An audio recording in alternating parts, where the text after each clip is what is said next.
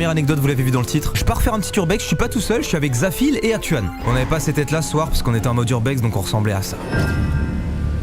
Je vous recontextualise un petit peu. Une fois, on se balade en voiture avec les gars et on passe à côté d'un hôpital abandonné. Et pour ceux qui sont là depuis longtemps sur la chaîne, vous le savez, mais j'adore explorer des lieux de ce genre. Donc, qu'est-ce que je dis aux gars? Venez, un soir, on se pose, on y va. Quelques jours, c'est cool, il est 21h et on se dit, let's go. On arrive devant l'hôpital, on commence à faire le tour pour trouver une entrée et en fait, très simple, il y a un mur explosé. Il y a eu un coup de, je sais pas, un coup de TNT. Littéralement, il y a un trou dedans, donc on rentre. Pas trop de difficultés et tout, et donc on commence un peu à explorer. C'est un peu décevant parce qu'en fait, tu sens qu'il y a eu beaucoup de passages, il y a des tags partout, il y a plus beaucoup d'objets, il y a beaucoup de choses qui ont été explorées. Mais c'est pas grave, on continue, on se balade un peu, c'est quand même kiffant, il y a l'ambiance et tout. Du coup, on se balade, on fait pas de bruit, on parle pas. En fait, à un moment, on arrive au 2e étage et on entend du bruit. Sauf que sur le moment, on se dit bon, ça peut être tout n'importe quoi, ça peut être un animal, des pigeons, bref. On avance un petit peu et Atuan, il se chie dessus. D'habitude, y a pas de problème, mais ce soir-là, il était vraiment en mode les gars, je le sens pas et tout. Imaginons on tombe sur quelqu'un et nous on est en mode frérot, ça va, on est 3, on va s'en sortir et tout.